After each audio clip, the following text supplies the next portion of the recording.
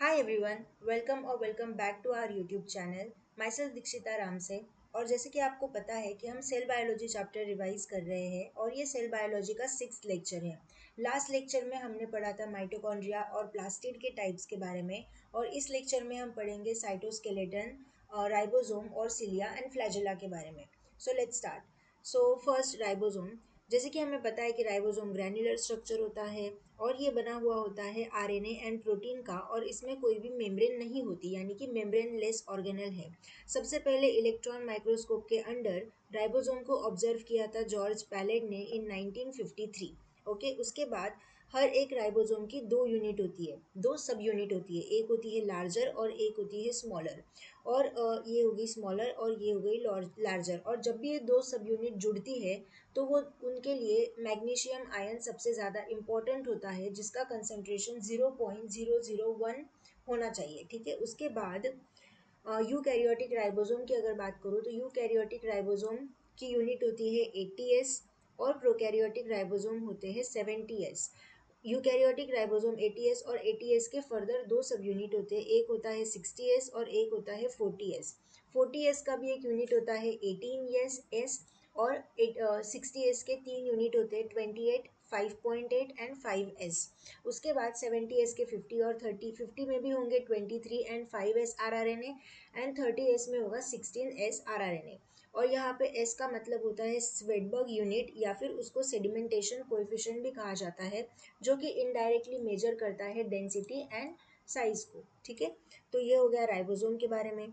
Now the next thing is cytoskeleton. The next organelle is cytoskeleton. Cytoskeleton is the elaborate network of filamentous proteinaceous structure in cytoplasm. एक elaborate network होता है filamentous proteinaceous structure का, जो कि cytoplasm में present होता है। और cytoskeleton का बहुत सारे functions होते हैं, जैसे कि mechanical support provide करवाना, motility provide करवाना, या फिर maintenance of the shape of the cell, cell का शेप को मेंटेन करना। ठीक है, ये हो गया साइटोस्केलेटन के बारे में। Next is the cilia and flagella. Cilia and flagella hair like outgrowth होती है सेल मेम्ब्रेन की, मेनली सेल मेम्ब्रेन की। ठीक है, उसके बाद सिलिया की अगर बात करूँ तो सिलिया स्मॉल स्ट्रक्चर होता है विच वर्क लाइक ओर्स। ओर्स यानी कि जो बोटिंग करते वक्त, वो नहीं, चप्पू, हाँ चप्पू कहते हैं उसको। तो which small structure which work like oars causing the movement of either the cell और सराउंडिंग फ्लूइड। एक तो वो सेल की मूवमेंट कराएगा, या फिर जो सराउंडिंग फ्लूइड है उसकी मूवमेंट करवाने के लिए सिलिया बहुत ही इंपॉर्टेंट होता है। ठीक है, और स्मॉल ब्रिस्टल लाइक स्ट्रक्चर होते हैं। उसके बाद फ्लैजेला।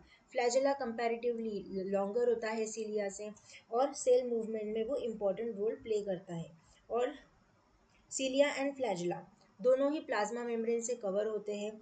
और सिलिया और फ्लैजेला का जो कोर होता है उस कोर को बोला जाता है एक्सोनिम। ठीक है, उस कोर को बोला जाता है एक्सोनिम, जिसमें बहुत सारे माइक्रोट्यूब्यूल्स प्रेजेंट होते हैं, जो कि एक दूसरे से पैरेलल होते हैं और लॉन्ग एक्सिस में प्रेजेंट होंगे। ठीक है, उसके बाद 9 pair of doublets of radially arrange peripheral microtubule and a pair of centrally located microtubule. Exonym के अंदर 9 पेयर डबलेट्स के होते हैं, जो कि रेडियली अरेंज होंगे पेरीफेरी में, और एक पेयर यानी कि दो दो सेंट्रली लोकेटेड माइक्रोट्यूब्यूल प्रेजेंट्स होंगे। इसके लिए इनकी अरेंजमेंट होती है 9+2 अरेंजमेंट या फिर अरे, है ना, कि 9 पेयर डबलेट्स है जो कि रेडियली अरेंज है पेरीफेरी में, और 1 पेयर यानी कि 2 सेंट्रल लोकेटेड माइक्रोट्यूब्यूल्स प्रेजेंट है। ठीक है, उसके बाद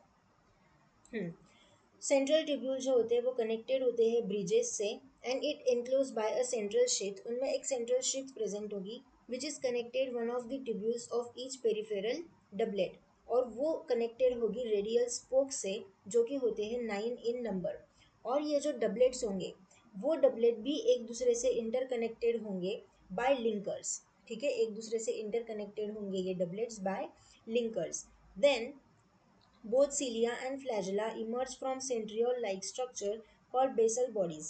ठीक है, तो जो सिलिया और फ्लैजेला होते हैं वो एक बेस से इमर्ज होते हैं, जिसको बोला जाता है बेसल बॉडीज। तो ये हो गया आज के लेक्चर के बारे में, जिसमें हमने देखा राइबोसोम, साइटोस्केलेटन और सिलिया और फ्लैजेला के बारे में। आई होप कि आपका थोड़ा बहुत रिवाइज हो गया होगा। नेक्स्ट लेक्चर में हम न्यूक्लियस, सेंट्रियोल और सेंट्रोजोम के बारे में पढ़ेंगे।